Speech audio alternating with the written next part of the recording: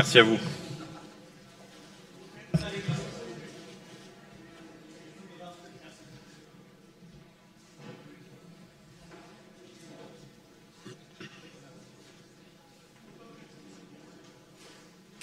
Bien, bonjour à tous, mesdames, messieurs. Chère Marine Le Pen, cher Éric Ciotti, merci pour votre présence à cette conférence de presse consacrée à la présentation de l'action du gouvernement que nous entendons former à compter du 7 juillet prochain, si les Français nous accordent leur confiance. Si les Français le décident les dimanches 30 juin et 7 juillet en offrant une majorité absolue à l'alliance historique formée entre les Républicains de droite du président Ciotti et le Rassemblement national, ce programme de redressement deviendra l'agenda du futur gouvernement. Avant d'entrer dans les détails, permettez-moi de revenir sur l'élément déclencheur de cette nouvelle donne politique, la dissolution de l'Assemblée nationale qui intervient après le résultat historique du Rassemblement national lors des dernières élections européennes qui aura traduit un désaveu sans précédent infligé à la politique d'Emmanuel Macron et de Gabriel Attal.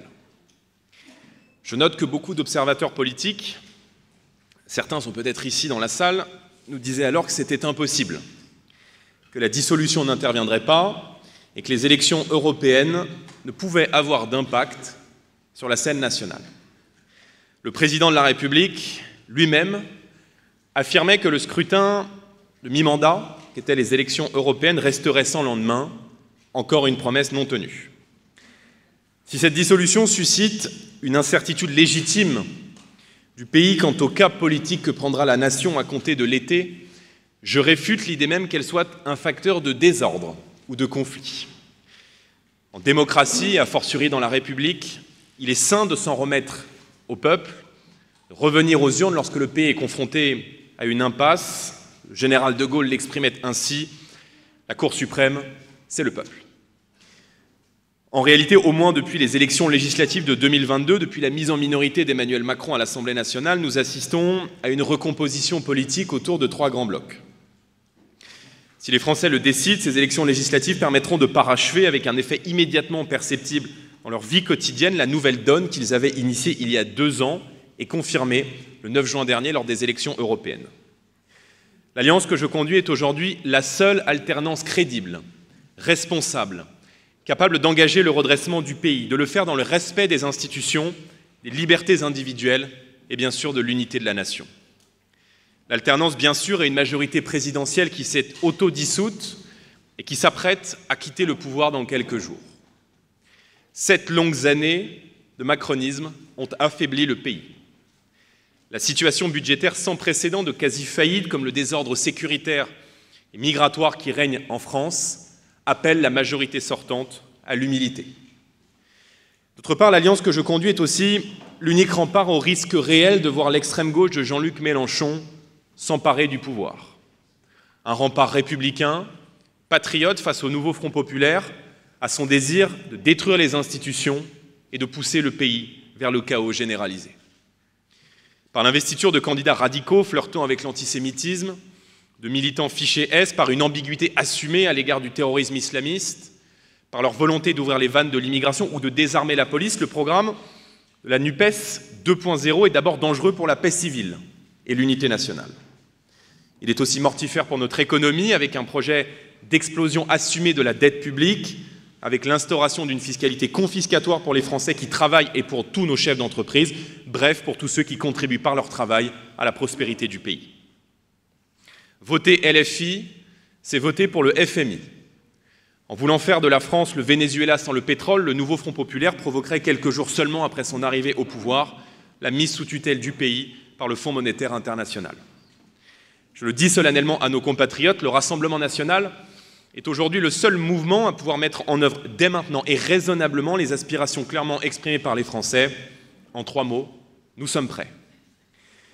Voilà pourquoi, conscient de la gravité de l'enjeu, j'ai présenté pour ces élections un calendrier clair et fixé des priorités qui sont aussi, je le crois, désormais celles de millions de Français. L'action de mon gouvernement se déroulera en 2 temps. Le premier sera celui de la gestion des urgences, le deuxième temps sera celui du traitement des réformes. Avant d'entrer plus dans le détail, je voudrais vous dire mon étonnement de voir certains observateurs reprendre presque mot à mot les arguments de mouvements politiques concurrents quant à l'évocation de prétendus renoncements. Si j'ai été amené à préciser un calendrier sur le projet que nous portons, c'est parce qu'il correspond d'abord à la réalité institutionnelle de cette élection, celle d'une cohabitation, ainsi qu'une réalité budgétaire dégradée, imputable au mauvais choix de la majorité sortante, situation budgétaire dans laquelle, je le rappelle, nous n'avons aucune responsabilité. La dégradation de la situation budgétaire du pays, avec 300 milliards de dettes supplémentaires en 2 ans, des déficits publics et commerciaux records, doit être pris en compte, c'est un principe de réalité. Dans ces élections, je suis le candidat de la vérité, celui qui ne promettra pas ce qu'il ne peut pas tenir, et je crois que les Français, conscients de l'état du pays, nous font gré de cette lucidité.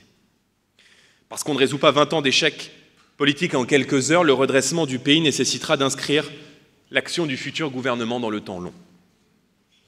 Cela étant dit, nous entrons maintenant dans ce que sera, dès mon arrivée à Matignon, ce que j'ai appelé le temps des urgences. La relance du pouvoir d'achat, le rétablissement de la sécurité sur tout le territoire, la reprise en main de notre politique d'immigration seront les priorités de notre action. Dès les premières semaines, nous agirons. Défendre concrètement le pouvoir d'achat, ce n'est pas dresser une liste de mesures inapplicables non financées, les Français le savent, la démagogie et les bonnes intentions n'ont jamais fait une politique réaliste et crédible. Quand j'entends l'extrême gauche annoncer en même temps le blocage des prix, le gel des loyers, la hausse du SMIC, j'alerte solennellement nos compatriotes. Ces solutions qui n'en sont pas ne sont pas seulement irréalistes et mensongères. Elles conduiraient, si elles étaient mises en œuvre, à une raréfaction immédiate de l'offre immobilière et donc à l'explosion des prix dans un marché déjà difficile. Ces solutions provoqueraient aussi des pénuries de produits de consommation courante et des faillites en cascade des entreprises. Si par malheur cette politique devait être appliquée, le chômage remonterait brutalement et viendrait fragiliser en premier lieu nos compatriotes les plus modestes. Pour être juste, il faut être réaliste. J'entends par l'intermédiaire d'un projet de loi de finances rectificative baisser la TVA, vous le savez, sur les énergies, le carburant, le fioul, le gaz et l'électricité. Notre pays est dans la fourchette haute de la taxation des carburants par rapport à ses voisins européens et les impôts sur la consommation en France représentent 12,3% du PIB. Pour rappel, c'est 11% dans la zone euro, 10% chez nos partenaires allemands. Réaligner la France avec la moyenne européenne est à la fois essentiel pour le pouvoir d'achat des ménages et pour la compétitivité des entreprises. Pour faire baisser les factures d'énergie, la France doit également renouer avec un prix français de l'électricité aligné sur son coût de production réel. Le gouvernement entend négocier rapidement une dérogation aux règles européennes de fixation des prix de l'énergie. Notre arrivée aux responsabilités marquera aussi le retour de la France sur la scène européenne pour y défendre ses intérêts après 7 longues années de capitulation par Emmanuel Macron dans tous les domaines. Je n'ignore pas que les TPE-PME et les entreprises électro-intensives bénéficient de dispositions spécifiques de compensation, mais ceux-ci ont un coût pour l'État. Ces boucliers sont des moyens artificiels, coûteux pour les finances publiques, décrétés pour corriger des prix artificiellement tirés à la hausse par des règles européennes injustes. Déroger à ces règles, découpler le prix du gaz, de l'électricité, c'est non seulement simplifier et rendre plus lisible la politique énergétique du pays, mais c'est aussi se protéger d'éventuelles crises de l'offre à venir dans un monde instable. Il ne s'agit pas de remettre en cause le marché européen, puisque les interconnexions des réseaux électriques qui permettent les échanges demeureront et la France répondra toujours aux besoins de ses partenaires européens, notamment avec la montée en puissance de la filière nucléaire que nous déploierons, des EPR aux petits réacteurs modulaires. Baisse des taxes d'un côté, dérogation aux règles européennes de l'autre pour renouer avec un avantage comparatif historique du pays, ces deux mesures fortes permettront de redonner de l'oxygène à nos compatriotes. L'urgence, c'est aussi, comme je l'ai évoqué, le rétablissement de l'ordre républicain et le retour de la sécurité partout et pour tous les Français. Notre pays bascule dans un ensauvagement qui fragilise nos droits et nos libertés, qui remet en cause ce que l'on prenait pour des acquis de la civilisation, le respect de l'intégrité physique, de la propriété d'autrui, l'espace public comme lieu de pacification, de la circulation, de rencontres, semble aujourd'hui appartenir à un passé lointain. Jamais je ne me résignerai à ce que la peur et la violence aient le dernier mot dans la rue. Je serai le Premier ministre qui remettra l'autorité au cœur de l'action publique, qui agira pour écarter les prédateurs et protéger chaque Français, en particulier les femmes ou les représentants de l'État. Pour faire face au record d'insécurité franchi par ce gouvernement, j'instaurerai des peines minimales et des peines planchers qui permettront de casser la récidive. Je suspendrai les allocations familiales aux parents de mineurs récidivistes, car il n'est pas acceptable que la solidarité nationale soutienne des parents démissionnaires. Puis, dans un second temps, nous mettrons fin à l'excuse de minorité et nous instaurerons des peines d'incarcération courtes, d'application immédiate, par la généralisation de centres éducatifs fermés dédiés aux mineurs. La troisième grande urgence, je l'ai dit, c'est la maîtrise de l'immigration et la protection des frontières. C'est une nécessité régalienne et un impératif démocratique. Voilà 30 ans que les Français ne sont pas écoutés sur ce sujet. L'immigration n'est pas un sujet qui divise les Français, contrairement à ce qu'on pourrait entendre, c'est un sujet qui les rassemble, puisque sondage après sondage, ils sont une écrasante majorité à exiger un retour à la raison après 3 décennies d'excès. J'entends d'abord supprimer le droit du sol. L'acquisition automatique de la nationalité française ne se justifie plus dans un monde à 8 milliards d'individus et alors que se multiplient sur notre sol les preuves quotidiennes de notre incapacité à intégrer et à assimiler. Je lèverai les obstacles à l'expulsion des délinquants et criminels étrangers pour permettre leur éloignement systématique du territoire de la République française. Je rétablirai le délit de séjour irrégulier car je considère qu'on ne peut pas violer en toute impunité les lois françaises et l'hospitalité de nos concitoyens. Cette première étape législative contiendra également les dispositions censurées sur la forme par le Conseil constitutionnel lors de la dernière loi immigration et notamment le rehaussement des ressources exigées pour le regroupement familial. Il est temps de briser le tabou de l'immigration de guichet social qui menace à terme la pérennité de nos comptes publics et de notre système de protection sociale par le poids insupportable qu'elle fait peser sur lui.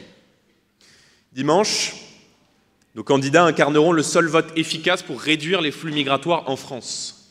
Le bilan d'Emmanuel Macron et de Gabriel Attal, c'est celui d'un franchissement de tous les records, sans exception, d'immigration légale et illégale, et c'est par ailleurs un taux d'exécution des OQTF parmi les plus faibles d'Europe. Le programme de l'extrême gauche, je l'ai rappelé, c'est une accélération de l'immigration massive qui provoquerait chez nous des souffrances et des violences. C'est l'abolition totale des frontières qui désarmerait notre pays face à l'immigration illégale, celle-ci ayant d'ailleurs vocation pour la gauche à être légalisée.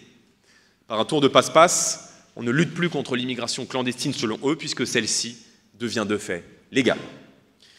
Ce programme, si par malheur il était appliqué, conduirait à une saturation inédite de nos services publics, au recul sans précédent de l'identité française sur son propre sol, déjà confrontée à la double pression d'un communautarisme et d'un islamisme qui bafouent nos principes communs. Dans le même temps où nous lancerons ces 3 chantiers, le pouvoir d'achat, l'immigration, la sécurité, un audit des comptes de la nation sera engagé, avec une commission dite du bilan, chargée de faire la lumière sur les finances publiques et les dérives budgétaires sans précédent du pouvoir sortant. Les Français ont le droit de savoir en transparence comment l'État dépense son argent, comment Emmanuel Macron a organisé par ailleurs la mise en quasi-faillite des comptes publics depuis 7 ans. Je rappelle qu'en 1997, alors que la DARES, l'INSEE, la Cour des comptes existaient déjà, Lionel Jospin avait lui aussi réalisé un audit des comptes de la nation. Un récent rapport du Sénat nous permet d'affirmer que le gouvernement s'est rendu responsable de dissimulation, de rétention d'informations. Comment expliquer sinon que l'on ait en quelques mois découvert 0,6 points de déficit supplémentaire? Au-delà de cet audit, nous entendons ramener le pays à la raison budgétaire en réalisant les économies qui permettront de financer l'intégralité des mesures de pouvoir d'achat et les ajustements que nous apporterons, par exemple, au système de retraite.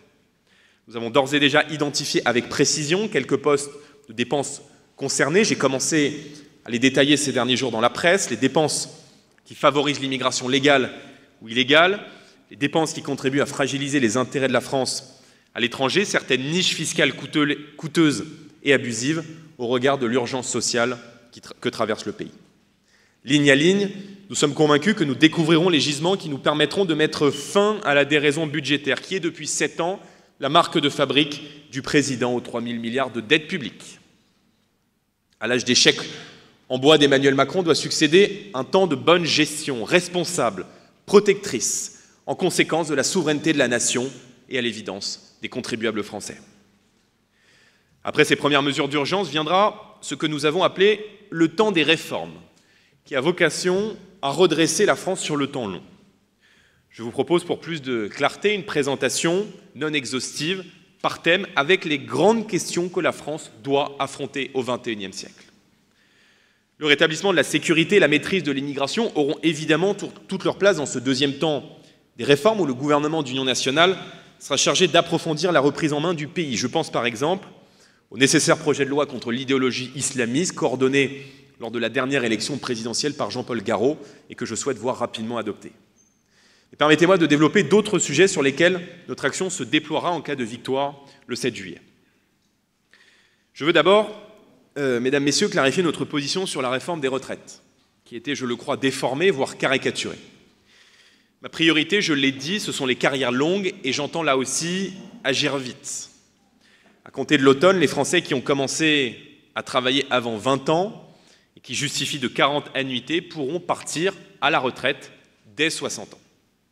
La France qui se lève tôt, celle qui exerce des métiers difficiles, notamment des métiers manuels, a droit à la retraite en bonne santé et j'entends faire respecter ce droit.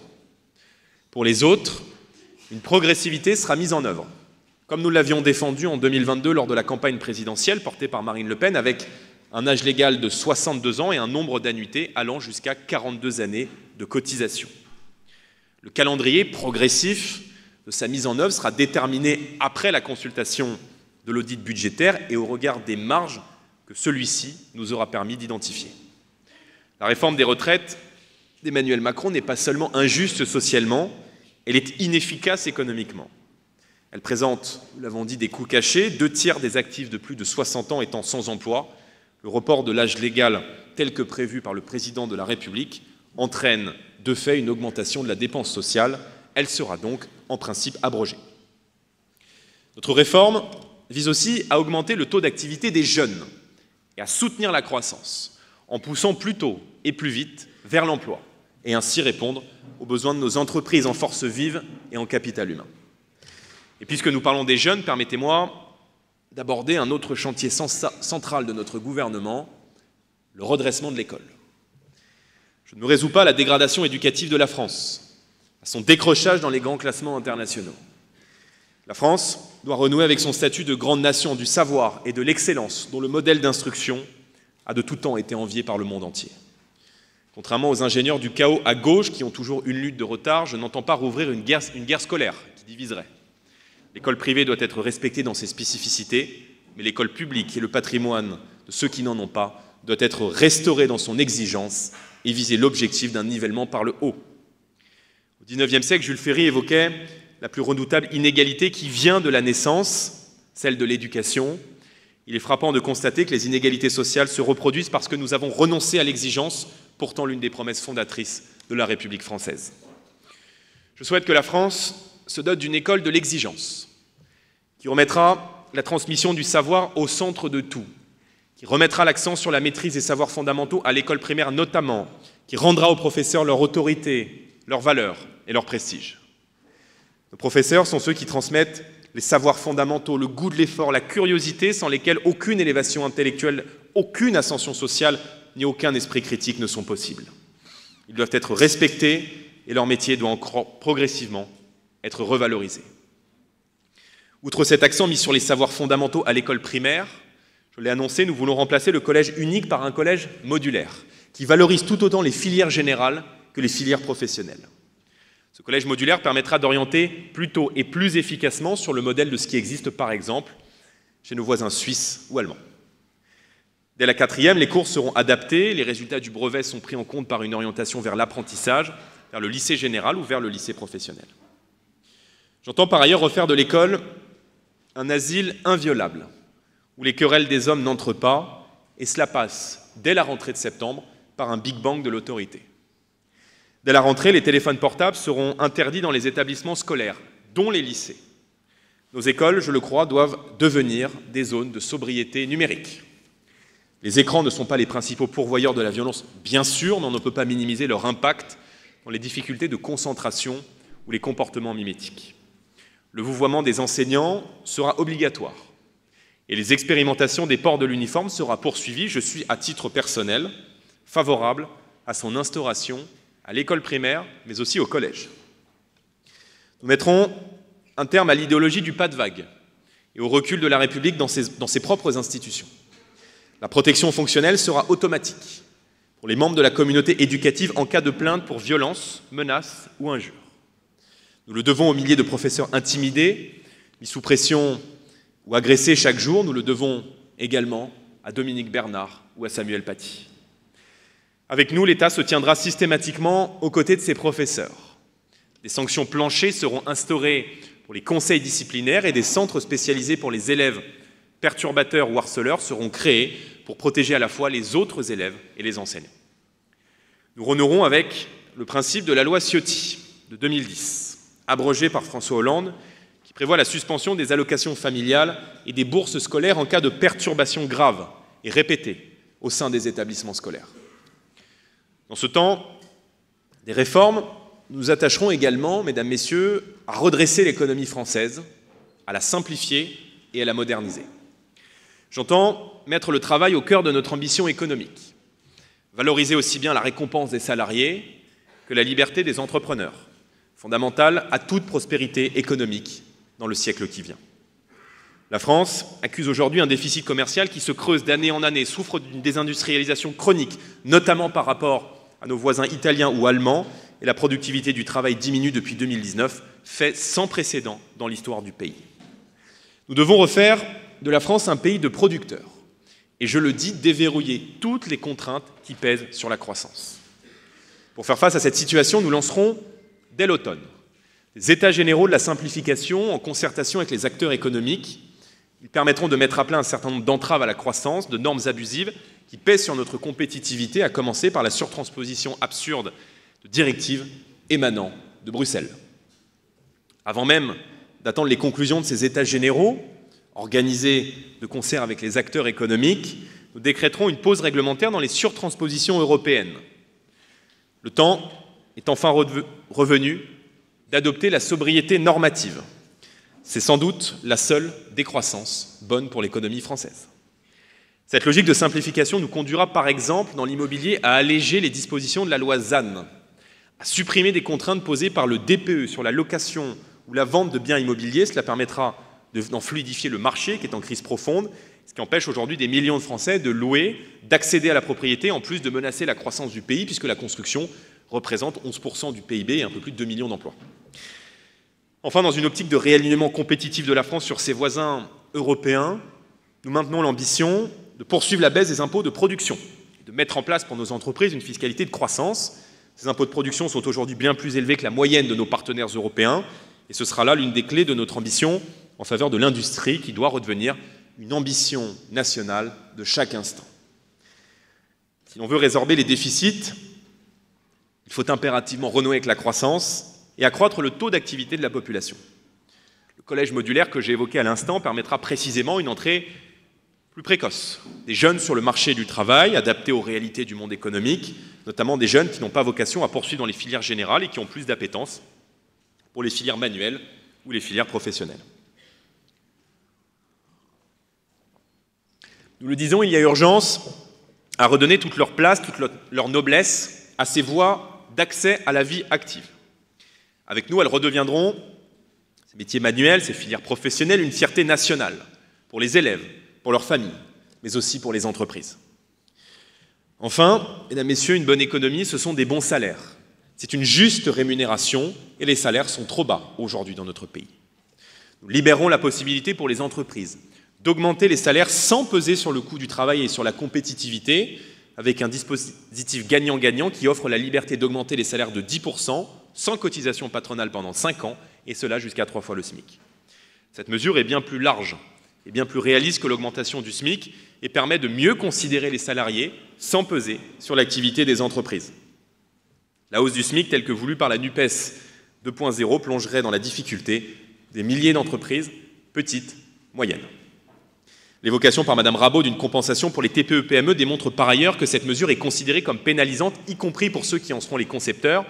Ce dispositif de compensation conduirait en réalité à complexifier encore l'action publique, alors que l'économie française souffre déjà d'une pesante maladie bureaucratique. Enfin, nous créerons un fonds souverain. Ce véhicule d'investissement au rendement et au capital garanti par l'État permettra aux Français qui le souhaitent d'investir directement dans l'économie française, dans le soutien aux grandes infrastructures, aux TPE-PME ou encore aux nouvelles technologies et à l'innovation. Cette mesure est absolument centrale car elle permettra de résorber le déficit de capitaux chronique dont souffrent aujourd'hui les entreprises et l'économie française. Débureaucratiser, simplifier, renouer avec la croissance, alléger la fiscalité sur la production, revaloriser le travail, c'est la direction dans laquelle nous souhaitons orienter l'économie française pour refaire de la France une terre de production attractive et innovante. Pour le volet agricole, qui répond à des logiques spécifiques, nous mettrons fin à la déraison réglementaire imposée par Bruxelles et nous simplifierons là encore. L'agriculture est la garante de notre souveraineté alimentaire et un pilier de la puissance française. Si la crise agricole ne fait plus la une des journaux, elle est loin et très loin d'être résolue en l'absence de la moindre mesure concrète de fond malgré les promesses du gouvernement Attal au printemps dernier. Aussi, pour soutenir l'agriculture française, nous lancerons un grand plan Manger français qui aura pour objectif d'atteindre 80% de produits français dans les cantines scolaires à l'horizon 2027. Nous généraliserons l'étiquetage sur l'origine et la qualité des produits alimentaires pour permettre à nos compatriotes de consommer français s'ils le souhaitent et de le faire en toute transparence. Pour faire face à la concurrence internationale déloyale, nous interdirons les importations de produits agricoles ne répondant pas aux standards appliqués en France. Nous introduirons également un principe de responsabilité directe des distributeurs qui mettent en vente des produits non conformes à nos normes nationales. Nous garantirons aux producteurs des prix de vente justes en rétablissant le principe d'une intervention, ce sont les prix garantis, dans les négociations commerciales déloyales lorsque la distorsion est jugée excessive. Aujourd'hui, des milliers d'agriculteurs sont mis face à une équation impossible. Vendre à perte ou ne pas vendre du tout. Là où l'actuel gouvernement a échoué à appliquer les dispositifs Egalim, nous mettrons en place des règles que personne ne pourra contourner, ni dans l'industrie agroalimentaire, ni dans la grande distribution. Je ne pourrais pas décemment vous parler d'avenir sans évoquer enfin nos mesures en faveur des familles. Vous le savez, nous connaissons une crise de la natalité sans précédent depuis 1945. Ses causes sont multiples, la crise du logement, l'accès de plus en plus tardif au marché du travail, la faiblesse des salaires, mais aussi l'abandon d'une véritable politique familiale. Nous instaurons une part fiscale pleine pour le deuxième enfant. D'un commun accord avec Éric Ciotti, pour favoriser la transmission aux jeunes générations, nous entendons supprimer les impôts sur les héritages directs pour les familles modestes et les classes moyennes. Nous créerons une exonération de donation des parents à leurs enfants, des grands-parents à leurs petits-enfants, jusqu'à 100 000 € par enfant tous les 10 ans contre 15 aujourd'hui. Dernier grand thème qui fait partie de la liste des préoccupations centrales des Français dans cette campagne et qui sera l'une des priorités de mon gouvernement, c'est le thème de la santé. Les Français constatent dans la détresse que notre système de santé se dégrade jour après jour. Il est de plus en plus difficile d'obtenir rapidement une consultation, notamment auprès de certains spécialistes. Dans beaucoup de départements, un nombre croissant d'hôpitaux et de maternités ferment. Dans certaines zones, il faut 2 heures de voiture pour pouvoir accoucher dans un établissement hospitalier. Cette situation inacceptable et complexe et nécessite là encore d'inscrire notre action sur le temps long. Pour faire face à l'urgence des déserts médicaux qui ne touchent plus seulement les territoires ruraux, mais aussi de plus en plus les villes moyennes et les métropoles, nous supprimerons l'impôt sur le revenu obtenu par les médecins et les infirmiers qui reviennent travailler, aujourd'hui en retraite. Le moratoire sur toute fermeture des structures menacées sera immédiatement décidé. Nous mettrons en place des incitations à aller dans les zones de déserts médicaux avec une rémunération basée sur des critères justes de responsabilité, de pénibilité et adaptés aux besoins des territoires. Pour débureaucratiser la santé, nous supprimerons les ARS, qui procèdent trop souvent d'une vision comptable de la santé, avec la décision arbitraire de fermer des hôpitaux, des maternités, notamment pendant la crise sanitaire, et ses conséquences terribles sur la gestion de l'épidémie.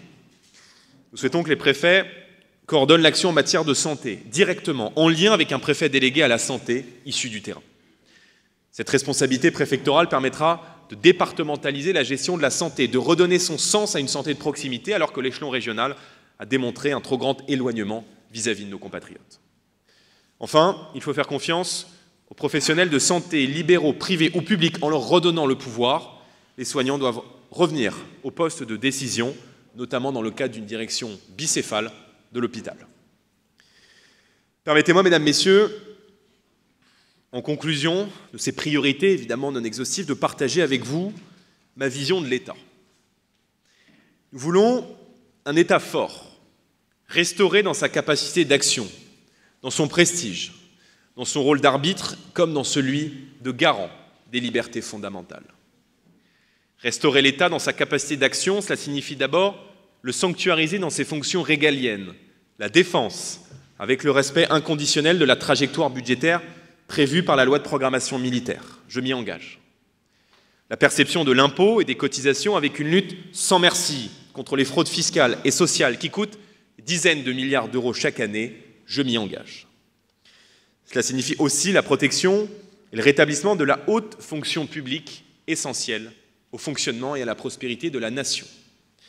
Cela commencera par le rétablissement des corps diplomatiques et préfectorales, supprimés par Emmanuel Macron pour leur substituer une logique de nomination discrétionnaire, véritable fait du prince, malheureusement emblématique de sa pratique du pouvoir. Il est temps que le pouvoir politique rende à l'État et à ses serviteurs toute la considération qu'ils méritent dans un pays, dans une nation, la France, qui a été largement façonnée par l'État et qui serait sans l'État comme un corps sans ossature, fragile et friable. Cette vision de l'État va de pair avec une manière de gouverner, faite d'écoute, de dialogue, de respect avec les partenaires sociaux, les corps intermédiaires, contournés et bafoués depuis 7 ans.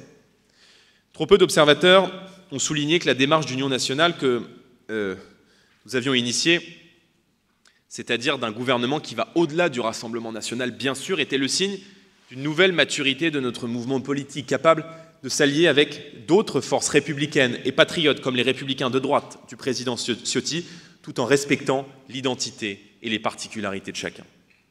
Si le Rassemblement national est évidemment le moteur, la force principale de ce gouvernement d'union, il sera composé de personnalités issues de la société civile et de forces vives du pays.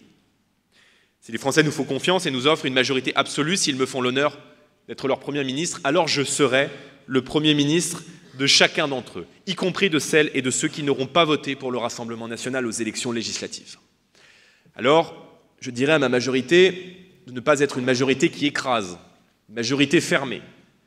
Nous ne mettrons pas de côté des bonnes idées sous prétexte qu'elles viendraient d'autres formations politiques. Cette attitude profondément républicaine et soucieuse du bien commun, nous avons su l'adopter autour de Marine Le Pen, concrètement au Parlement, en soutenant des textes qui étaient issus d'autres mouvements politiques.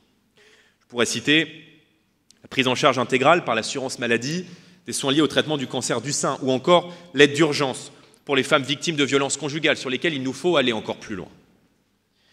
En cela, nous serons à l'opposé du dogmatisme, du sectarisme, qui constitue depuis 7 ans l'une des marques de fabrique du président Macron. Nous voulons rétablir la République du respect, le respect des citoyens dont la décision fera loi, le respect des institutions, le respect de la loi par son application sur tout le territoire de la République, le respect de la justice en garantissant son indépendance, le respect des justiciables en faisant réellement appliquer le secret de l'instruction, le respect des personnes par le renforcement pénal, la sacralisation de l'intégrité physique, le respect des oppositions enfin, parce que le pluralisme est une richesse formidable, tout comme la liberté d'expression et la circulation des idées. Nous croyons en effet que c'est par l'échange et la contradiction respectueuse que le travail législatif fait émerger la nuance, que l'action publique tire sa nécessaire prudence et finalement le pays sa vitalité démocratique. S'il advenait que nous soyons majoritaires à l'Assemblée, soyez sûrs que nous veillerons au respect absolu du droit des oppositions. Aucun droit ne sera enlevé à un seul Français, à une seule Française. Et notre action politique œuvrera en toutes circonstances au maintien des droits existants, si besoin à leur renforcement et dans la mesure du possible à la création de droits nouveaux pour tous les Français et toutes les Françaises. La mobilisation en faveur du redressement concerne également toutes les personnalités politiques qui ont pu exercer des fonctions publiques ou administratives, dont certaines éminentes, comme tous ceux qui en exercent actuellement. Elle englobe aussi plus largement tous les élus de France, de métropole, d'outre-mer, ou les représentants des Français de l'étranger qui ne peuvent se résoudre à l'inaction devant l'état du pays. Nous nous adressons, faut-il le préciser, évidemment aux membres des exécutifs locaux, aux membres de l'opposition de nos collectivités locales avec lesquels je souhaite, si le peuple en décide, pouvoir travailler en bonne intelligence. Sans forcément s'inscrire directement dans l'action qui sera la nôtre, je les appelle à jouer dans le cadre d'une potentielle alternance le rôle politique et institutionnel d'insertion, d'intercession, démocratique que leur fonction leur confère.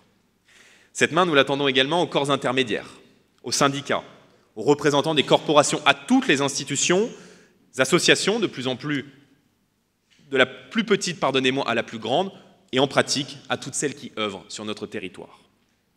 Je veux maintenant m'adresser à tous les Français dont le cœur saigne en regardant l'état du pays.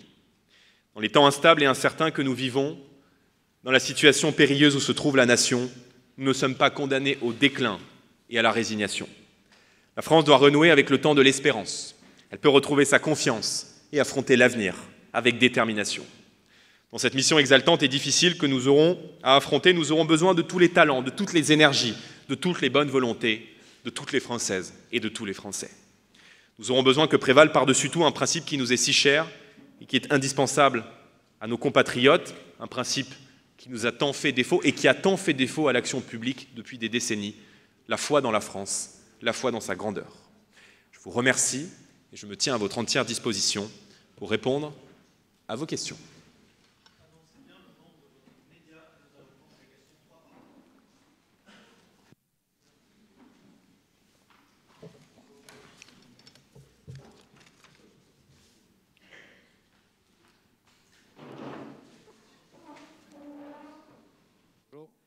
Casali, France 24, une question internationale. Votre politique européenne, ce week-end, Olaf Scholz, le chancelier allemand, s'est dit préoccupé par une possible arrivée du RN au pouvoir. Comment expliquez-vous cela? Une question aussi sur vos relations avec des alliés à l'étranger. Qui seront vos alliés au niveau européen? Et à l'étranger, quel rapport à la Russie? Allez-vous chercher à renouer le dialogue? La Russie qui se félicite de l'arrivée au pouvoir de partis comme le vôtre, des partis nationalistes. Bonjour, Noé Gandio pour TF1-LCI. Est-ce que vous avez des éléments de chiffrage? Est-ce que vous pouvez nous donner quelques chiffres sur le programme économique que vous comptez mettre en place? Merci. Bonjour, Paul Bria pour l'agence France Presse, pour l'AFP. Vous venez de dire aucun droit ne sera enlevé à un seul Français, à une seule Française. Et notre action politique œuvrera en toutes circonstances au maintien des droits existants. Ce matin, M. Chenu a expliqué que certaines professions pourraient être interdites à des binationaux. Est-ce que vous confirmez ou est-ce que vous revenez sur ces propos? Merci. Je vais peut-être répondre. Bien, merci pour vos questions. Sur le chancelier Scholz, n'est pas issu de notre majorité politique.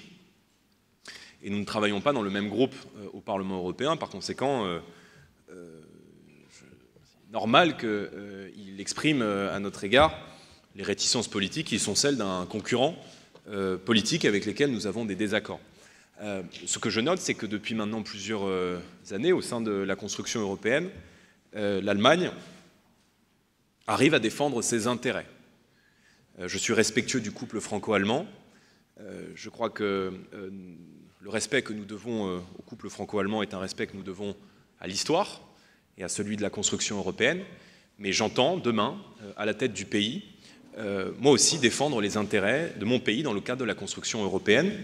S'agissant de la contribution française au budget de l'Union européenne, je vous rappelle que l'Allemagne, par négociation, a su obtenir récemment un rabais sur sa contribution. Et je souhaite que dans la même démarche, la France puisse aussi obtenir ce rabais. Donc si demain les Français nous accordent leur confiance et que je suis le chef du gouvernement de la France, je serai évidemment disposé, et j'entends dialoguer avec l'ensemble des chefs de gouvernement.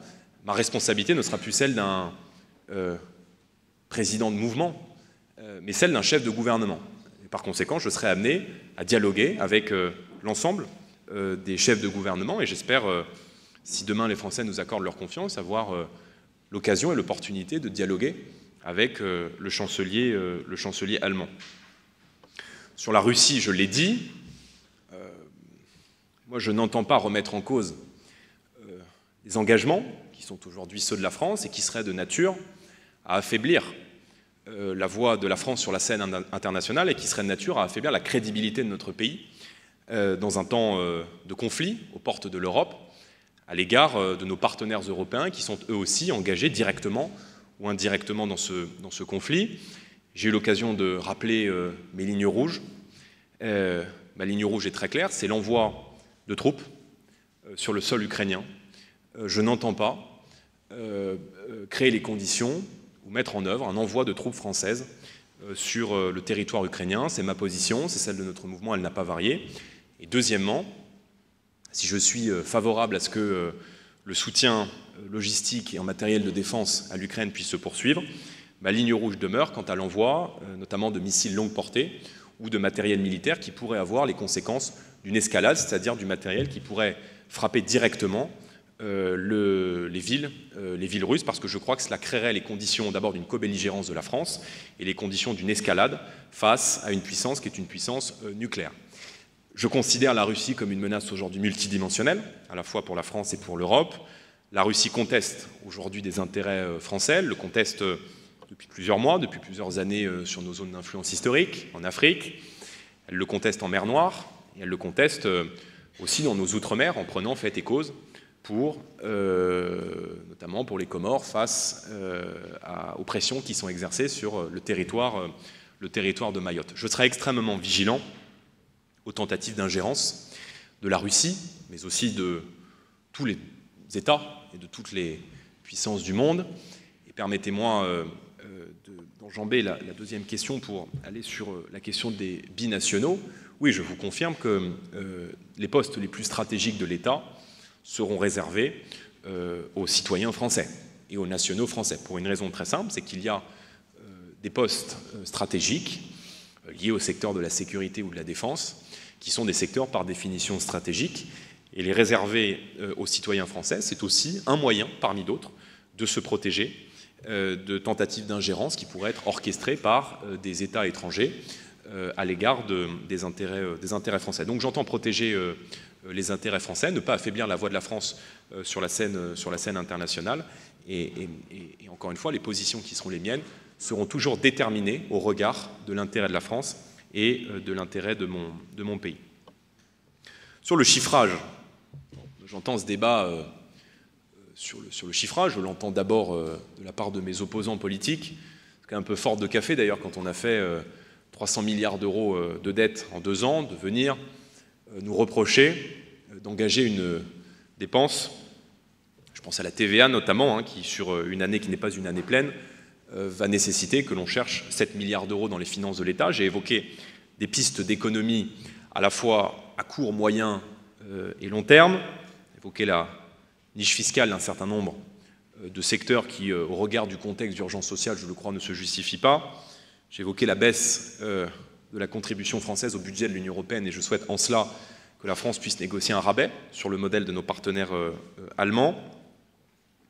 Nous l'avions évoqué il y a quelques mois, le rehaussement de la contribution sur les rentes intramarginales, notamment des énergéticiens, et évidemment des économies qui sont liées à l'immigration. L'audit, d'abord ces économies immédiates vont nous permettre de financer la baisse de la TVA dans le projet de loi de finances rectificatif, et à moyen et long terme, je souhaite que l'audit puisse nous permettre aussi d'identifier les marges qui nous seront possibles de dégager, notamment pour financer ce que j'ai appelé le temps 2 de mon action, c'est-à-dire le temps des réformes. Mais non seulement mes mesures sont chiffrées, en plus elles sont raisonnables, et elles ont précisément vocation à mettre fin à 7 ans de déraison budgétaire. Les Français sont parfaitement conscients que si je deviens Premier ministre de la France dans quelques jours, je m'apprête à hériter d'un pays dont la situation financière est aujourd'hui une situation financière de quasi-faillite. Je vous rappelle que la Commission européenne a procédé à l'ouverture d'une procédure en déficit excessif contre la France et que par conséquent, nous devrons tenir compte de cette situation, même si, je le rappelle, nous n'avons aucune responsabilité dans la situation de quasi-faillite budgétaire que s'apprête à léguer Emmanuel Macron, avec sans doute d'ailleurs des dissimulations. J'ai fait écho aux travaux d'un certain nombre de parlementaires, à différentes études de presse, mais je suis certain que l'audit financier que nous allons réaliser va permettre aux Français de découvrir qu'il y a eu soit de l'amateurisme dans la gestion des comptes publics, soit évidemment de la dissimulation de la part du pouvoir en place.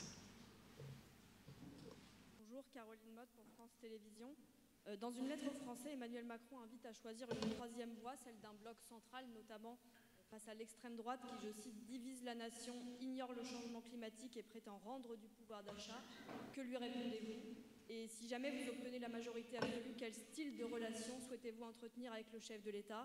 Est-ce que ce sera un rapport de force permanent? Bonjour, Sophie Dupont pour BFM TV. Le ministre de l'Intérieur a déclaré à votre sujet: je pense que nous avons quelqu'un de très inexpérimenté et je crois savoir qu'il faut un peu d'expérience quand même pour diriger un pays comme la France. Cette grande inexpérience me fait personnellement extrêmement peur. Qu'est-ce que vous répondez à Gérald Darmanin?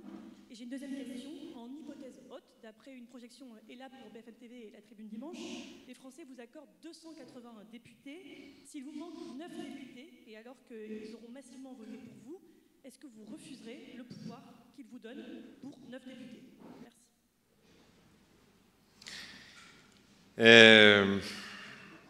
Qu'il y ait des interrogations de la part de M. Darmanin sur la politique que je vais conduire, c'est légitime et ça peut se comprendre. En revanche, il n'y a absolument aucun doute sur le bilan qui est le sien. Et il est quand même extrêmement surprenant de voir le ministre de l'Insécurité qui a franchi un à un tous les records d'insécurité. Tous les voyants sont au rouge aujourd'hui, hein. Les atteintes aux personnes, 120 attaques au couteau par jour, un cambriolage toutes les 3 minutes, une agression gratuite toutes les 44 secondes. Je crois que l'incompétence est de son côté. Et ce que je déplore, c'est l'absence totale d'humilité de la part de gens qui ont été très lourdement sanctionnés dans les urnes. Et la critique que je forme à Gérald Darmanin, je la formule aussi au président de la République. Parce que la troisième voie qu'il prétend défendre est une voie qui a été très sévèrement désavouée et sanctionnée lors des dernières élections européennes. Aujourd'hui, la majorité semble très largement distancée et l'honnêteté m'oblige à dire aux Français que la majorité sortante va quitter le pouvoir dans quelques jours. Donc le débat n'est plus aujourd'hui, s'agissant des élections de dimanche, un choix entre 3 blocs. C'est un choix entre Jean-Luc Mélenchon et nous. Il faut le présenter honnêtement aux Français. La majorité sortante, si au mieux elle obtient un tiers de son nombre de députés actuels, ce serait une réussite et une belle performance pour eux. Mais moi j'appelle évidemment leurs électeurs, et les électeurs, y compris qui n'ont pas voté pour moi, hein, qui ont pu se porter sur la majorité présidentielle ou sur Emmanuel Macron, à bien regarder le contexte du second tour. Gabriel Attal ne pourra pas être reconduit à Matignon le 7 juillet prochain. Donc j'appelle ces électeurs à regarder cette situation et à faire le choix en conscience et en responsabilité d'une alternance qui soit une alternance respectable, raisonnable, responsable et qui ne vienne pas entacher l'ordre public et transformer la France, comme je l'ai dit, en Venezuela sans le pétrole. Donc je pense que la majorité sortante devrait être appelée à l'humilité au regard du bilan absolument catastrophique qui est le sien sur tous les sujets. Je rassure M. Darmanin chaque jour qui passe, merci de s'en soucier d'ailleurs, hein, je me prépare à l'exercice des responsabilités. Et si nous sommes aujourd'hui donnés en tête de ces élections législatives, c'est peut-être que les Français considèrent que le diagnostic qui a été le nôtre, la lucidité qui est la nôtre aujourd'hui sur leur quotidien et les mesures que nous portons, sont de nature à répondre aux attentes du pays.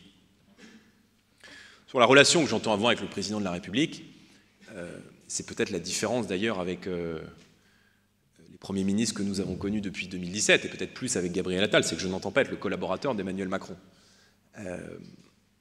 Toute la Constitution, rien que la Constitution.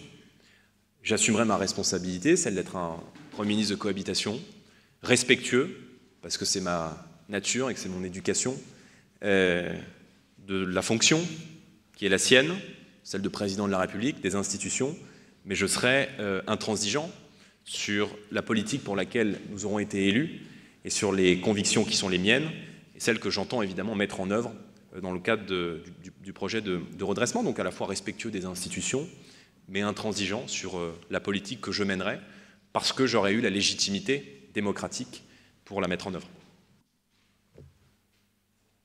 Bonjour, Renaud Honoré du journal Les Échos. J'aurais 2 questions. La première sur votre mesure phare sur le pouvoir d'achat, la baisse de la TVA, sur les produits énergétiques. Sur cette mesure, il y a des contraintes européennes fortes qui pèsent dessus, puisque vous devez obtenir l'autorisation des pays européens sur la baisse de la TVA sur le gaz et l'électricité. Et pour le carburant, il faut carrément réformer la directive européenne sur le carburant. Donc, et concrètement, est-ce que vous êtes prêt à mettre en œuvre cette mesure au risque de provoquer une crise européenne? sachant que par ailleurs, vous voulez aussi baisser la contribution française au budget européen. Deuxième question sur votre politique énergétique. Le milieu économique exprime une grande inquiétude là-dessus, sur une part de flou, notamment vis-à-vis des énergies renouvelables. Je voulais savoir quelle était votre politique en la matière. Pendant la campagne présidentielle, Marine Le Pen disait vouloir démonter toutes les éoliennes. Est-ce que c'est toujours le cas? Bonjour Monsieur Bardella, Pierre Bonneau, Bonjour. International. J'ai des questions sur le chiffrage également. Il y a un chiffre qui circule, c'est 100 milliards d'euros pour vos mesures. Vous semblez le contester. Est-ce que ce sera plus, moins, à peu près ça? La source des 100 milliards? C'est un think tank notamment qui a parlé de cette... Moi j'ai vu l'IFRAP à 9 milliards. Il y a plusieurs sources qui tournent autour de 100 milliards. Est-ce que vous pouvez nous aider sur ce chiffrage? Ce sera plus, moins, à peu près ça?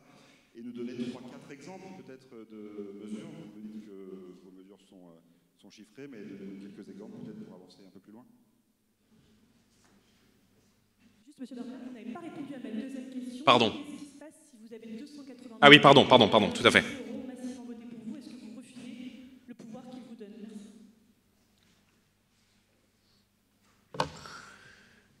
Je l'ai dit, nous accepterons de constituer un gouvernement si nous avons non seulement la légitimité démocratique pour le faire, mais naturellement si nous avons une majorité absolue. Je ne fais pas de projection ou de scénario sur un contexte à 270, 275, on verra. Bon, moi je l'ai dit, je n'irai pas à Matignon par gloriole personnelle pour me dire je suis allé 15 jours à Matignon et j'ai été renversé par une motion de censure. Les Français ont parfaitement compris, et d'ailleurs c'est un sondage ELAB qui a été diffusé dans le même document que celui que vous mentionnez sur BFM TV hier. Il y a une majorité de Français qui comprend parfaitement que si je n'ai pas la majorité absolue à l'Assemblée nationale, je ne pourrais pas faire voter le projet sur lequel j'ai été élu. Donc s'il s'avère que nous obtenons une majorité relative, nous verrons, je ne fais pas de projection. Moi je dis une chose, je veux le pouvoir pour l'exercer. Et pour l'exercer, j'ai besoin d'une majorité absolue. Je dis aux Français, il faut conjurer le scénario d'un blocage du pays où aucun groupe n'obtiendrait la majorité absolue. Or, le seul mouvement politique, la seule alliance qui peut aujourd'hui obtenir une majorité absolue à l'Assemblée nationale, c'est celle que nous conduisons avec Éric Ciotti, avec Marine Le Pen. Donc, voilà, je dis aux Français, moi je suis prêt à engager le redressement du pays. Nous sommes prêts à constituer un gouvernement d'union nationale, mais nous avons besoin d'une majorité absolue pour le faire. Les Français ont parfaitement compris qu'en cas de majorité relative, dans ce scénario, qui je crois n'arrivera pas, eh bien, le pouvoir ne serait pas entre les mains du Premier ministre et donc de sa majorité. Donc je ne changerai pas là-dessus. Peut-être aller sur la fiscalité, sur la TVA. Bon, il n'y a pas besoin de réformer des directives européennes pour baisser la TVA. Je vous rappelle que il y a quelques mois, la Pologne, qui est pourtant dans une situation contre laquelle la Commission européenne est un peu contrariée depuis quelques années, a baissé la TVA sur ses carburants à un taux de 8,5%, me semble-t-il. Ça n'a posé aucune difficulté à la bureaucratie européenne qui a validé sans difficulté la baisse de cette TVA sur le carburant. Pour le reste, il est parfaitement possible, je le maintiens, d'abaisser la TVA sur l'énergie à 5,5%. Évidemment, si on va plus bas, il faut négociation de plus longue durée. Mais il est parfaitement possible, dans le cadre européen actuel, de baisser la TVA sur les énergies. Un certain nombre de pays l'ont fait. D'ailleurs, je crois que l'Allemagne l'avait mis en œuvre pendant la crise de l'inflation. Et encore une fois, la Pologne l'a fait, ça n'a posé absolument aucune difficulté. Donc il y a là une jurisprudence en la matière. Sur les énergies intermittentes, je l'ai dit, je souhaite que la France redevienne un paradis énergétique autour de deux grands principes. Le prix français de l'électricité, qui correspond à notre coût réel de production et au coût de production historique de nucléaire, autour de 60-70 € le mégawattheure, et que nous puissions renforcer notre parc nucléaire qui a considérablement été affaibli par les sous-investissements de la majorité sortante. L'idée, ce n'est pas d'arrêter les énergies intermittentes. L'idée, c'est de refaire du nucléaire un élément majeur, fondamental, structurant du mix énergétique. Nous souhaitons, et nous maintenons cette proposition, qu'il y ait un moratoire sur toute nouvelle construction de chantiers éoliens. Évidemment, on ne va pas les démonter, les éoliennes qui sont aujourd'hui en activité, sauf lorsqu'elles arriveront évidemment à terme, mais les critiques que j'ai formulées à l'égard des éoliennes, je les maintiens. 25% du temps, les éoliennes tournent à vide, l'énergie ne se stocke pas et nous sommes obligés et contraints de brader l'énergie produite à l'étranger à des coûts qui sont extrêmement faibles parce que par principe, ces énergies sont intermittentes. Il y a d'autres sources d'énergie, pas que c'est un peu réducteur de parler des éoliennes. Il y a la défense de nos barrages hydroélectriques, hydrauliques, que la Commission européenne entend privatiser, je m'y opposerai. Il y a évidemment les filières photovoltaïques qu'il nous conviendrait de reconstruire sur le sol français en les protégeant avec des droits de douane au niveau européen, parce que je rappelle que le subventionnement massif de l'énergie photovoltaïque par la Chine notamment et par l'Inde a créé la désindustrialisation de nos filières photovoltaïques. Donc nous entendons là aussi permettre un cadre favorable, c'est-à-dire avec des droits de douane au niveau européen, pour recréer une filière de panneaux photovoltaïques en France. Et puis il y a évidemment aussi la reconversion des centrales à charbon en biomasse, et j'avais eu l'occasion de m'y rendre avec Alexandre Loubet pendant la campagne européenne, notamment sur le site de Saint-Avold. Donc voilà, si ça peut permettre de clarifier. Maintenant, évidemment que nous allons investir massivement dans le nucléaire et que nous allons, encore une fois, porter l'ambition d'augmenter notre nombre de réacteurs nucléaires, parce que ça permet à la France non seulement d'assurer sa souveraineté énergétique sur le long terme, mais que ça nous permet aussi de bénéficier d'une énergie pas chère et décarbonée. Encore faut-il qu'on puisse profiter de cet avantage comparatif. Et donc là, il y a évidemment une négociation européenne à mener. Sur le chiffrage, je peux vous redire ce que j'ai déjà dit. Dans le chiffrage, dans les mesures que j'entends mettre en œuvre, la première mesure, c'est la baisse de la TVA. Bon, cette baisse de la TVA, je l'ai dit, c'est un coût dans le projet de loi de finances rectificatif de 7 milliards. On n'est pas sur une année pleine, hein. C'est évidemment un peu plus de 12 milliards dépendamment de la consommation sur une année entière, mais c'est 7 milliards sur une année non pleine. Et donc nous trouverons ces 7 milliards. J'ai annoncé il y a encore quelques instants des pistes d'économie, donc je ne vais pas les répéter, mais un peu d'humilité quand même de la part de ceux qui ont quand même fait 200 milliards d'euros de dette. 200 milliards, 7 milliards. Bon. Donc je pense que les 7 milliards sont raisonnables, mais qu'elles sont nécessaires dans le contexte d'urgence sociale que nous vivons aujourd'hui. Et pour le reste, nos mesures seront, au fur et à mesure du temps, chiffrées et évidemment travaillées. Bonjour, Alexandre Sulzer pour Le Parisien. Vous évoquez votre volonté de lever les obstacles pour l'éloignement des délinquants et criminels étrangers. Est-ce que vous pouvez préciser quels obstacles exactement? Lors de la campagne présidentielle, Marine Le Pen avait présenté un projet de réforme constitutionnelle et il était indiqué qu'il était d'ordre constitutionnel. L'éloignement faisait partie des éléments d'ordre constitutionnel qui étaient à constitution constante, impossible aujourd'hui. Donc comment vous faites sans avoir ce levier aujourd'hui? Et autre petite question, est-ce que si vous étiez à Matignon, vous accepteriez de faire vos prises de parole devant le drapeau européen?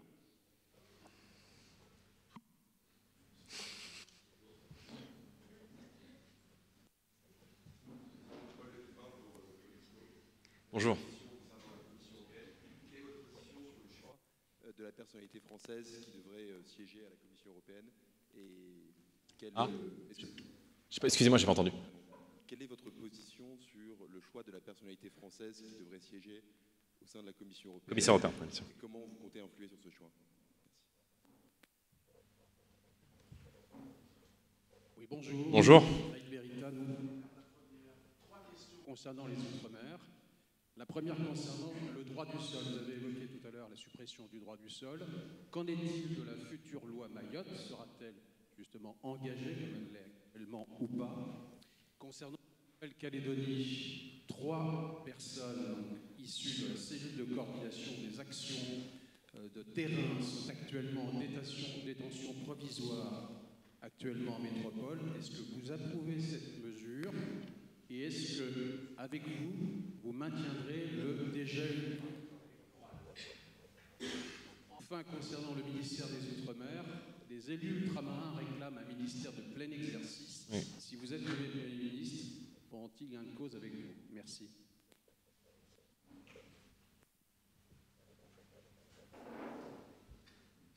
qu'on en prend une... C'est bon? Bien.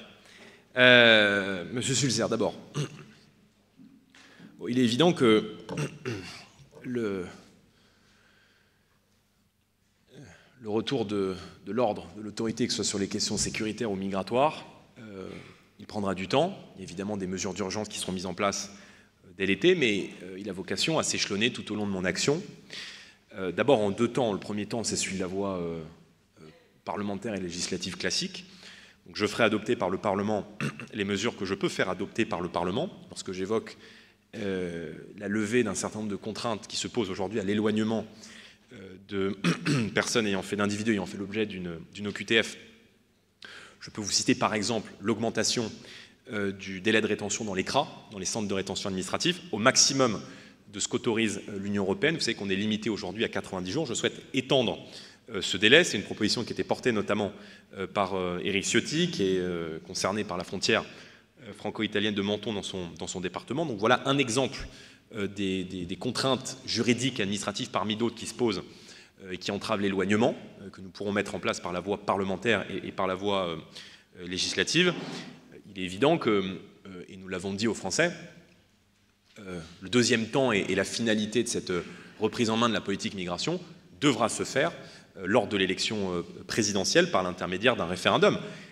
Peut-être vais-je réussir à convaincre le président de la République de la nécessité d'organiser sur la base de l'article 11 un référendum qui me permettra de soumettre l'ensemble de ce bouclier politique, juridique, administratif que nous entendons mettre en œuvre pour protéger la France d'une submersion migratoire qui n'en est qu'au début du commencement, et ce qui nous permettra de réviser la Constitution et d'entériner ces mesures dans la Constitution française pour les rendre aussi intouchables par des jurisprudences européennes ou internationales. Donc il y a 2 temps. Ce premier temps, c'est celui, je dirais, du cadre institutionnel contraint qui nous sera posé par la cohabitation, et donc ce qu'on peut faire passer par l'Assemblée nationale et le Sénat, par le Parlement, nous le ferons passer par l'Assemblée nationale et le Sénat, et pour le reste, évidemment, ça nécessitera dans un deuxième temps un référendum. Mais évidemment que l'action qu'on va mettre en place sur tous les sujets, elle a vocation à s'entamer à Matignon, elle a vocation à se poursuivre avec Marine Le Pen à l'Élysée. Ça, c'est pour vous répondre sur l'immigration. Sur le commissaire européen, notre décision n'est pas prise, elle n'est pas tranchée. Maintenant, c'est évidemment une donnée sur laquelle nous travaillons et nous sommes en train d'étudier, puisque évidemment la proposition du commissaire européen est de la responsabilité du gouvernement français. Donc je travaille et nous travaillons à étudier différents profils qui pourraient être proposés, mais évidemment que cela se fera très rapidement, puisque ça fera partie des premières décisions que nous aurons à prendre. Donc, nous sommes en train de regarder les profils. Je n'ai pas de nom à vous donner pour l'instant, mais nous regardons évidemment avec intérêt cette question, étant entendu que le commissaire européen devra aussi être aligné avec la volonté que nous avons de défendre un certain nombre d'intérêts français auprès de la Commission européenne. On pourrait parler du prix de l'énergie, mais pas que. Sur nos outre-mer, bon... moi, je l'ai dit, si les Français nous accordent leur confiance, c'était un engagement de Marine Le Pen lors des élections présidentielles de 2017 et de 2022, c'est de consacrer à l'outre-mer un ministère d'État.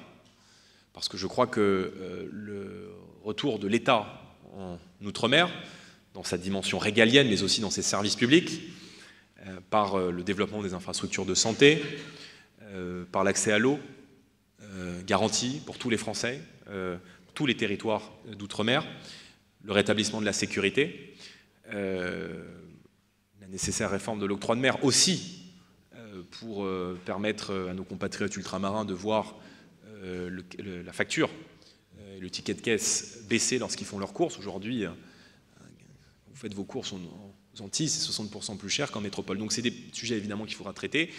Et pour cela, le ministère qui en sera chargé aura besoin de moyens, aura besoin d'autorité sur l'administration, et donc nous y consacrerons un ministère d'État. Et je reprends là la proposition qui avait été formulée par notre famille politique lors de la campagne présidentielle.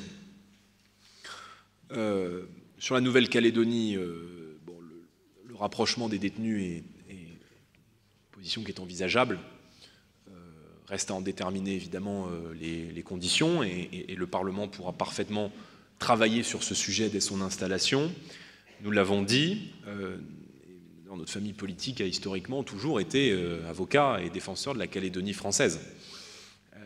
Nous sommes et nous restons favorables au dégel du corps électoral. Je le dis, je le redis. Ce que nous avions critiqué en revanche, c'était la méthode et le calendrier qui avait été choisi.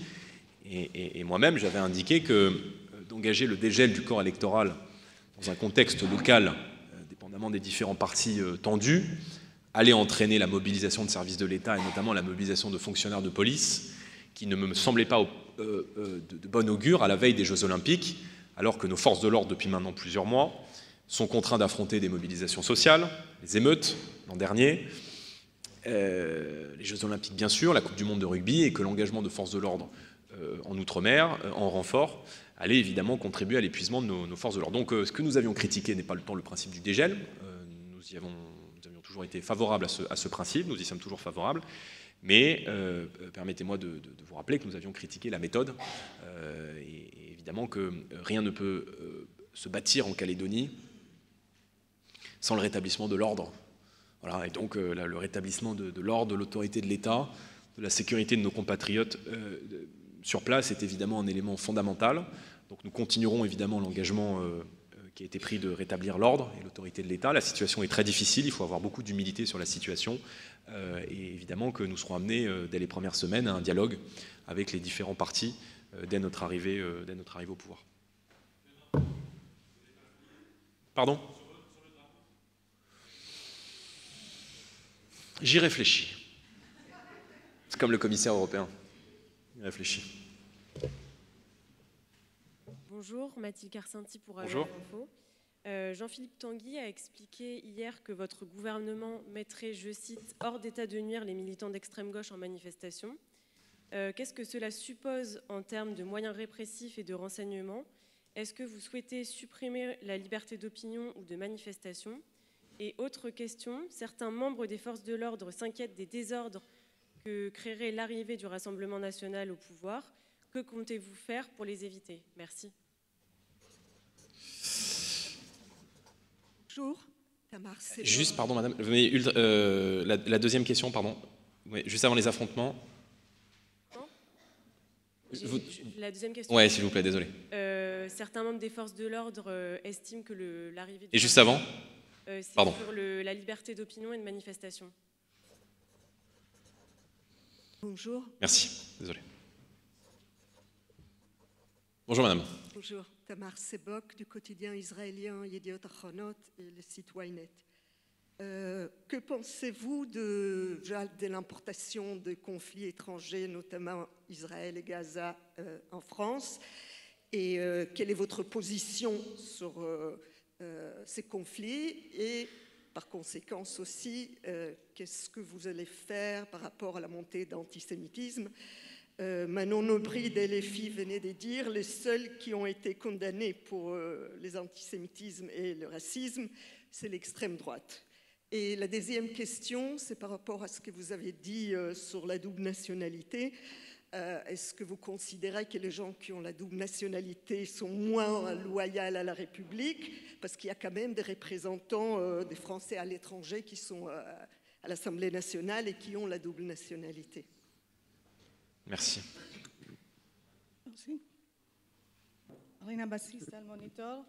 J'aimerais vous poser une question sur le Liban, parce que la France, on dirait, a échoué d'avancer un accord entre Israël et le Hezbollah, et les tensions augmentent.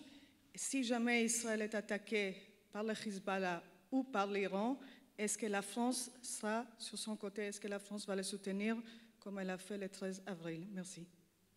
Comme elle a fait, pardon madame? J'ai pas entendu. Le 13 avril.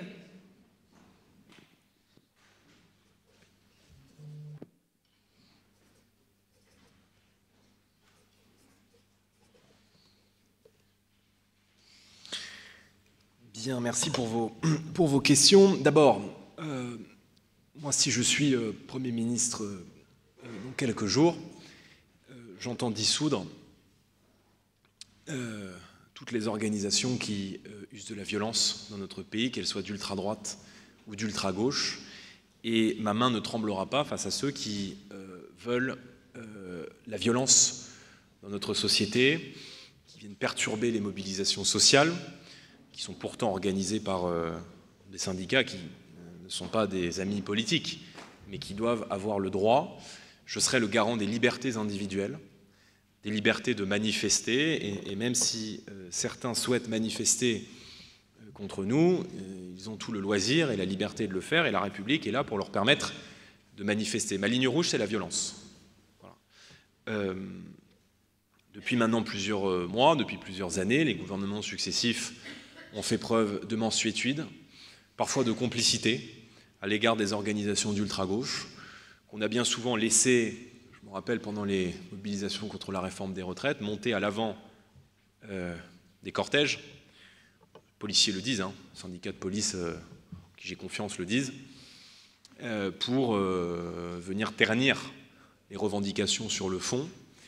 Je pense que la République doit être intraitable à l'égard de ceux qui commettent des violences dans notre société, et encore une fois, d'où qu'elles viennent.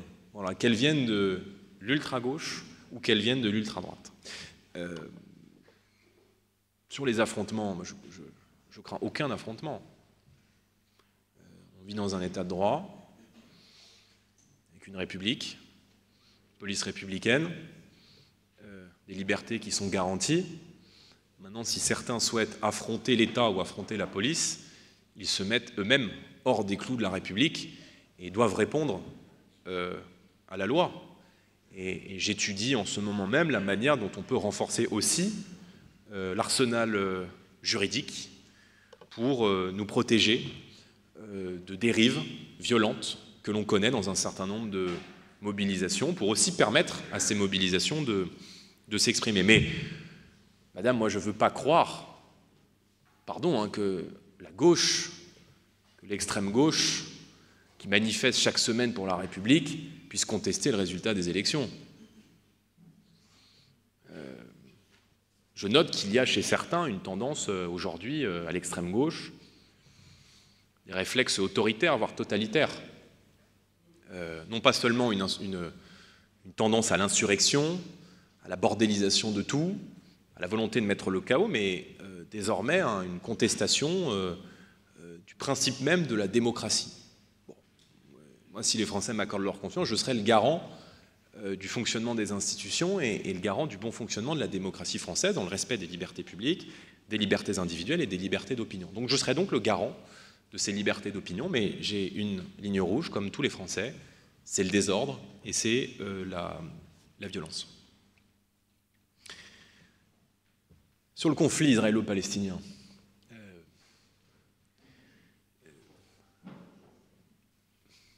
nous avons de tout temps, notre famille politique, épousé la position française, qui était une position à deux États, qui répondrait, s'agissant d'un État palestinien, à la fois à des droits, mais aussi à des devoirs.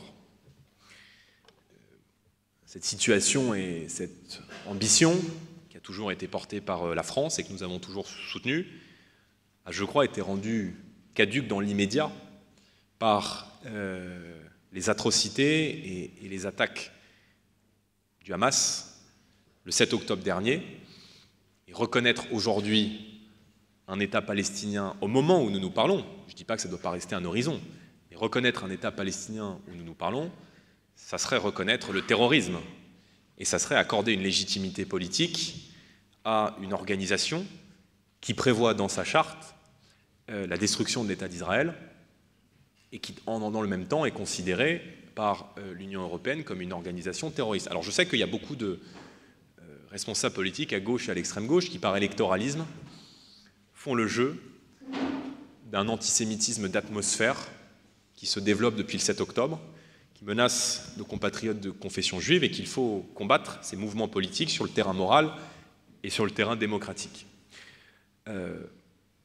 Si demain les Français m'accordent leur confiance, j'entends être un bouclier pour tous les Français qui sont victimes de la violence, mais j'entends aussi être un bouclier pour nos compatriotes de confession juive face à la montée de l'antisémitisme liée aux pressions de plus en plus fortes d'un islam radical qui n'est plus là pour se séparer de la société française, mais qui est là pour la conquérir.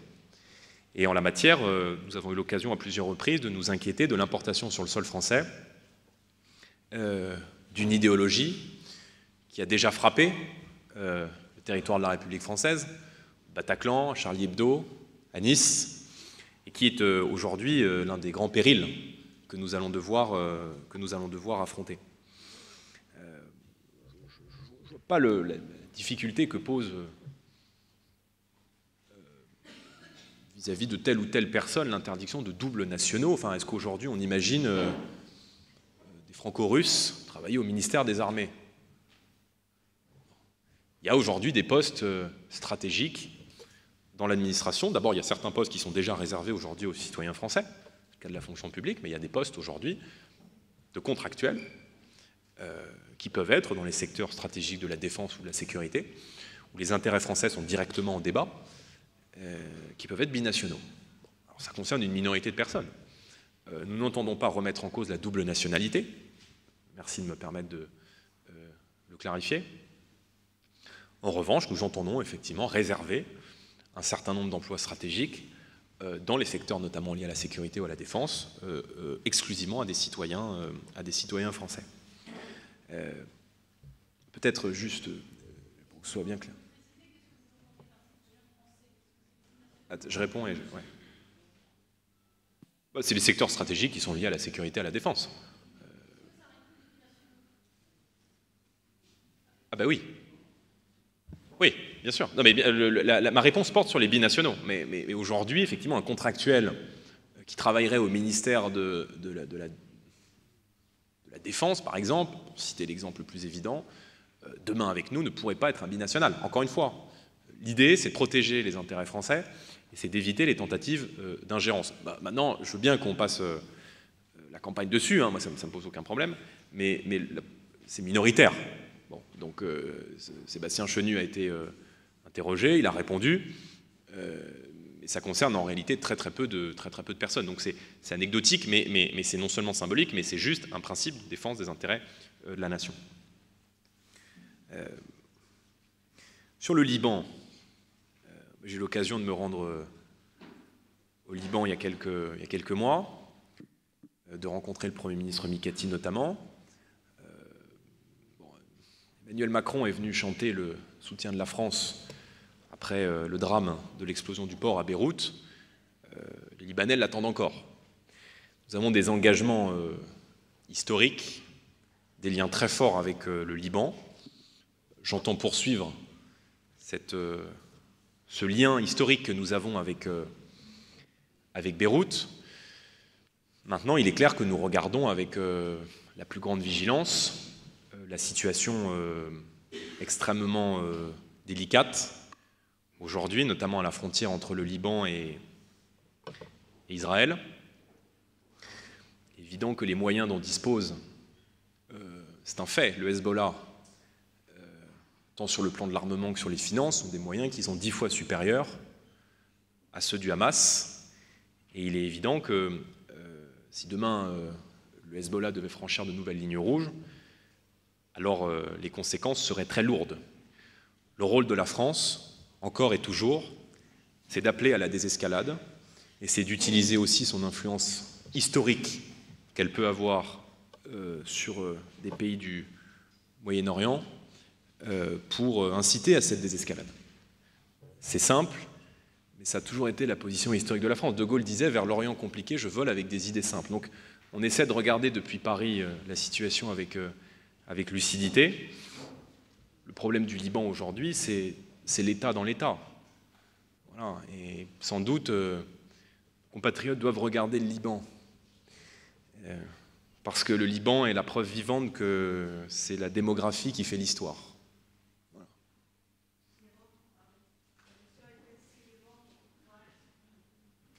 Pardon ?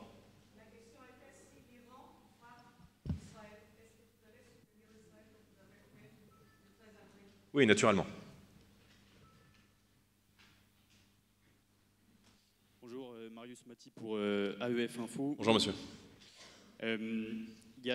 Vous avez évoqué la volonté de mettre fin aux interdictions liées au DPE pour favoriser le marché de la vente et le marché de la location. En quoi cette mesure-là faciliterait le marché de l'immobilier alors qu'elle ne s'applique qu'au marché de la location?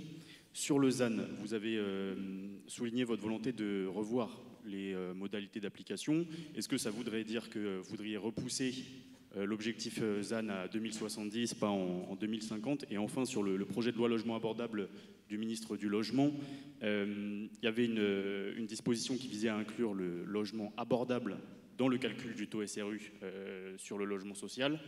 Est-ce que vous êtes favorable à cette mesure-là portée par le ministre?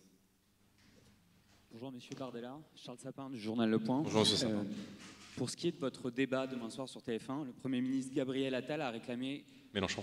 Jean-Luc Mélenchon, qui représente le bloc de gauche, et non Manuel Bompard. Est-ce que vous faites la même demande aujourd'hui? Ce sera la dernière question. Bonjour, Nina Jakowski de Le Bonjour. Est-ce que vous pouvez préciser un petit peu ce que vous dites par poste stratégique?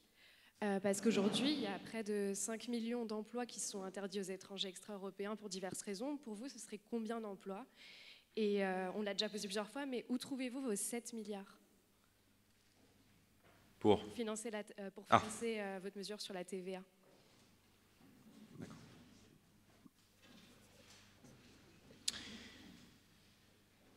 Bien.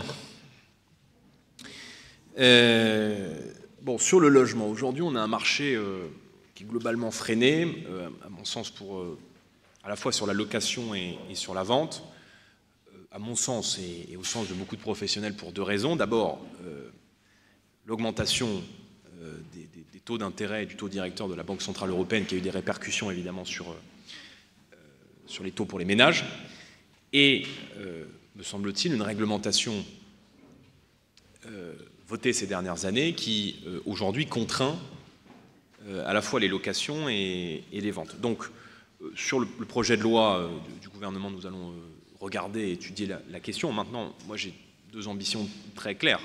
Le DPE, qui est un outil d'étude parmi d'autres, sera maintenu. Ce que je souhaite faire, moi, c'est supprimer les interdictions, restreindre les interdictions qui sont aujourd'hui liées au DPE et qui sont, à mon sens, excessives et qui empêchent à la fois la location et la vente de biens immobiliers. Sur le ZAN, moi je l'ai dit, charge ensuite au Parlement de déterminer les modalités de cet assouplissement. Mais je pense que la loi ZAN aujourd'hui, qui est contraignante à la fois pour le foncier et surtout pour les entreprises, je souhaite qu'on puisse assouplir les dispositions. Alors, comment on va le faire? Évidemment, le Parlement travaillera dessus, mais je pense qu'il faut surtout associer les élus locaux et les élus des collectivités à cet assouplissement. Donc, on peut envisager d'ailleurs une rencontre avec le président de l'Association des maires de France, avec les responsables des exécutifs régionaux. Mais aujourd'hui, ces contraintes environnementales excessives qui sont appliquées tant sur le DPE que sur le ZAN freinent non seulement le marché de l'immobilier, la réindustrialisation, et restreignent l'accès à la propriété. Donc, on va assouplir les critères. On va assouplir les critères sur le ZAN par l'intermédiaire du Parlement et après avoir consulté évidemment les représentants des collectivités, notamment les maires.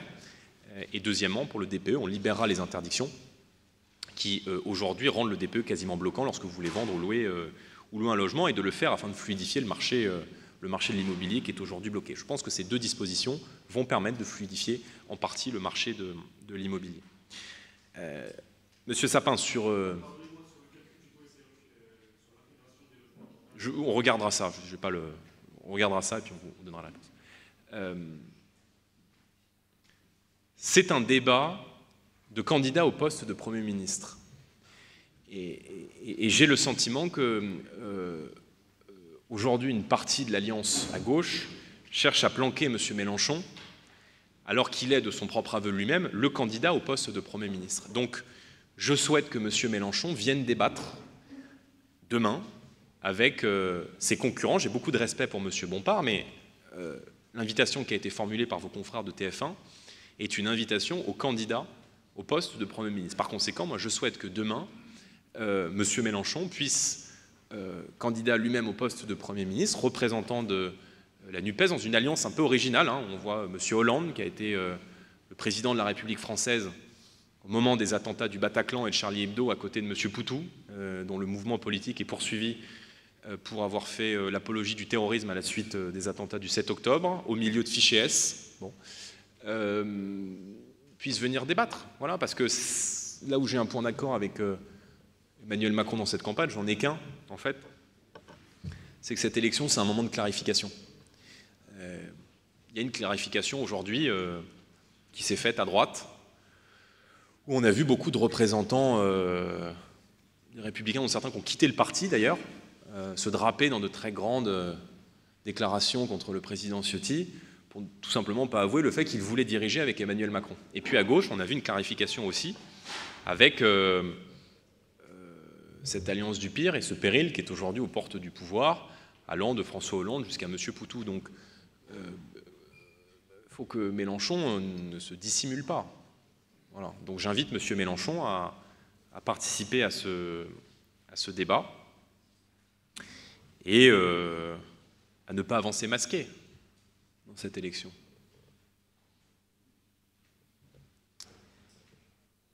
Je reprends ma dernière question qui était donc à la fois sur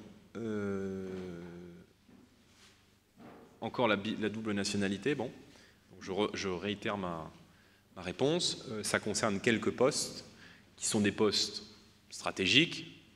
Évidemment, on ne parle pas...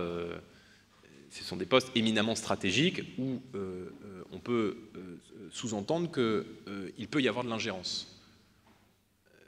Donc, ce sont des postes stratégiques liés à la sécurité, à la défense, des postes où vous approchez des niveaux qui peuvent être des niveaux de commandement, qui concernent essentiellement, généralement, des contractuels et non des fonctionnaires, puisque vous le savez, il faut la nationalité française. Et encore une fois, ça concerne, je crois, une infime minorité de personnes. Donc sur la TVA et le financement de la TVA, je vais vous répéter ce que j'ai déjà dit, il n'y a pas de problème. Politique, c'est l'art de la répétition. Soit on se contredit, soit on se répète. Moi, je me répète. Donc, ma baisse de la TVA sur les produits énergétiques, d'ici la fin de l'année, ça coûte 7 milliards. 1,2 milliard sur la niche armateur, 2 milliards sur la baisse de la contribution au budget de l'Union européenne, le rehaussement de la contribution sur les rentes intramarginales, 3 milliards. Et j'ajoute que nous voulons, s'agissant de la mesure d'exonération d'impôt sur le revenu, sur la part des revenus dégagés par le travail pour les soignants qui reprennent leur travail dès l'été, évidemment ça coûte zéro, c'est un manque à gagner dans les caisses de l'État, mais le coût est évidemment nul. Donc voilà, enfin... puis si vous voulez, je trouve ça toujours un peu paradoxal de venir nous utiliser le programme de 2022 qui a été fait budgété sur 5 ans dans le cadre d'un pouvoir exécutif total avec l'élection présidentielle, de venir chercher comme ça, bon c'est pas de problème, mais on ne le fait pas avec les autres. C'est-à-dire que jamais on va chercher dans le programme de M. Macron il y a 2 ans, en disant à Gabriel Attal, il y a 2 ans vous proposiez ça, comment vous le financez aujourd'hui? Bon. À gauche, c'est pareil, on ne va pas chercher ce que disait M. Mélenchon il y a 2 ans, en disant voilà, vous proposez ci, ça a été réajusté. Bon, nous avons un calendrier, nous avons un ajustement, et ne voyez pas comme un renoncement le fait de faire en octobre ce que vous pensez qu'on va faire en juillet. Bon. Un programme, ça prend du temps, personne ne pense que ça se met en place en 48 heures, et donc j'entends avancer et utiliser l'intégralité des minutes qui me seront conférées à Matignon, si les Français m'accordent leur confiance, pour développer mon projet. Et évidemment, de le faire dans le respect des institutions et de la raison budgétaire que j'entends ramener à la tête de l'État. Mon projet, c'est à la fois l'ordre dans la rue et l'ordre dans les comptes publics. Et nous nous tiendrons à ces deux variables tout au long de la cohabitation. Merci à vous, merci de votre présence et bonne journée.